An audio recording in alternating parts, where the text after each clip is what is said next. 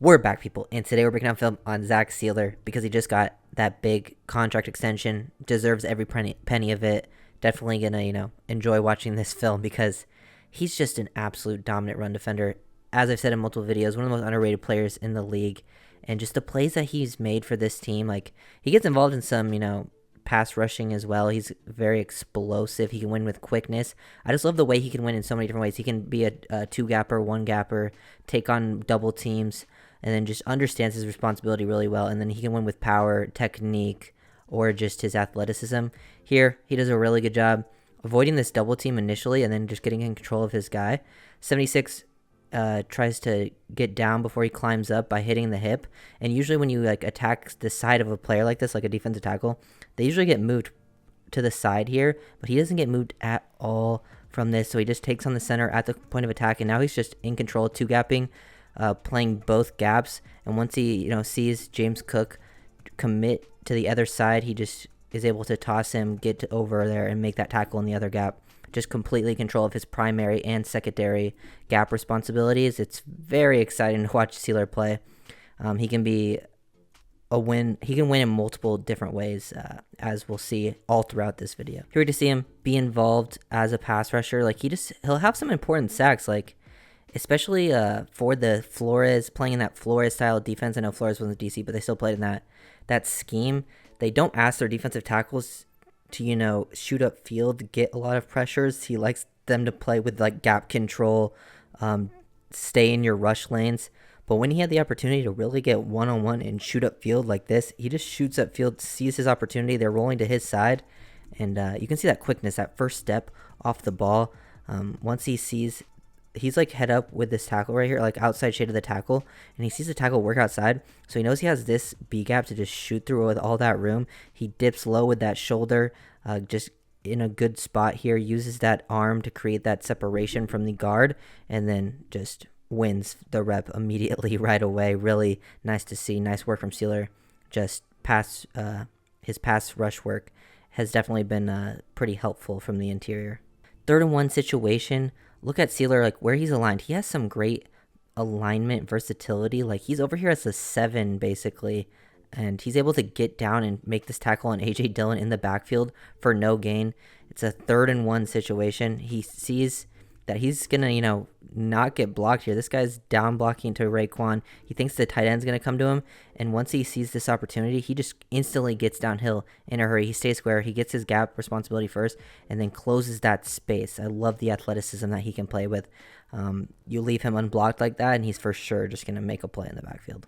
Here we got him as the 4-eye, and he just bullies the left tackle with this concept. They try to do that sort of sweep behind the back like the Dolphins love to do. Dillon ends up like tripping up, but he absolutely destroys this guy at the point of attack, squares him up. They're working some like pin pull stuff, and he uses that like really good technique, really good hand placement, extends with his arms, and you just see the power. He stays square. He's getting in complete control of the situation, and then shows off some lateral speed. He was in position to make a play before the running back tripped up, but he does get the credit for the tackle for loss after an impressive play at the point of attack. He can really get upfield vertically and just create that disruption right up the middle. Like this guy ends up pulling, and he just shows great instincts. Like they're running some pin pull stuff here. This tackle to his side, the right tackle, is pulling to the outside. The tight end tries to block down, and he just recognizes right away and shoots to the inside.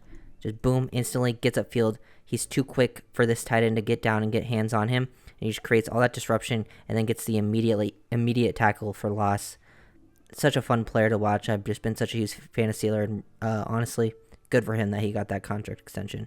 This was one of Sealer's best plays of the season as a 3-tech right here. Just beats the guard instantly and then tosses Singletary, the running back, out of the way. But just look how he wins this rep. First of all, he's lined up as a 3-tech, so this guard ends up oversetting a little bit, and he just feels it instantly, and he's able to knife inside to this A gap here when he's aligned in the B gap. You can see the quickness. He hits that rip. He loves to go for a swim move, and he kind of like sells with his arm. See how he raises it up like he's going to go for that swim, and then he rips underneath. I don't think the offensive line was expecting that, so he really sets that up nicely. And then now that he's get through instant penetration, the running back tries to help with him, and he just tosses him out of the way. Very impressive strength there, being blocked by an offensive lineman from the side, but then taking on a running back too and throwing them like it's nothing, and then wrapping up Josh Allen and throwing him to the ground. Very, very impressive work there from Zach Sieler. Here we got Seeler as the 4-eye, just absolute dominance at the point of attack versus this offensive tackle. They just stand no chance. He understands exactly what he's doing. You can see him with his leverage. Good base here, good knee bend, everything that you want. And now he just extends the arms, extends the hips. He gets his eyes in the backfield. Once he gets complete control of this left tackle, he has control of this inner gap first. Primary gap, it forces the running back to bounce it through here. And he just, boom, stacks, sheds him like it's nothing, gets into the secondary gap. That is, pitch perfect technique out of Seeler, like some teaching tape for sure. He just really understands how to two-gap to perfection. Niners throughout this game kept trying to trap Seeler and Wilkins, and they did a really good job responding to it. You can see that they're just very instinctive a lot of times. So he's expecting to get engaged here with Trent Williams. He doesn't.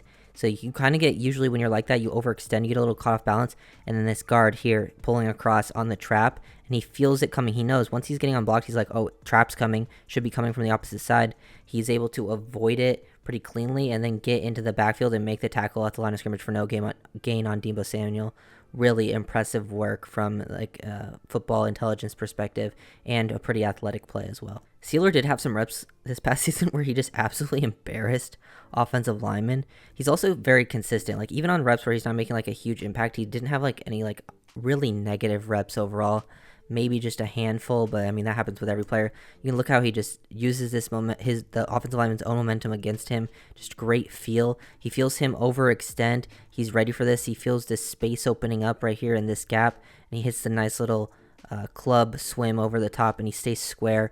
Gets that arm to the back of this guy right here, and now he's just in complete control. Takes this guy. Running back has legitimately no shot with how quickly he was able to win that rep. Here's Seeler doing a very similar play as the 3 tech. Got to be important, being a 3 tech or a 2-eye, it's something you're going to see a lot of in the Fangio defense, especially in like their nickel packages. But here, doing a very similar thing to the first guy, but instead of getting to the B gap, he's able to feel this guy he feels his leverage, his momentum, get a little wider than he wants to be, and there's this space that opens up inside this A gap, so he hits the club swim over the top, and you can just see the power in that left hand, using this guy's, overextension against him. It just tosses him to the side, and now he just completely blows this play up, forces the running back to go all the way to the help, and he still ends up making this tackle for a limited gain.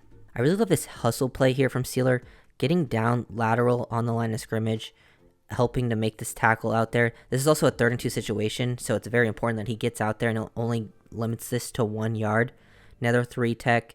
You can see him sort of reset this line of scrimmage on 65 here, getting up the field, taking on his guy at the point of attack. He ends up sort of tossing him to the ground, using that power against him, and now he has to, get this angle to Montgomery out here. Also good play by the DB, but you just see that lateral pursuit from a pretty big player. It's a very impressive rep from Seeler. There's so many plays throughout this past season to really show in this film breakdown. Just hugely impressed with what I saw.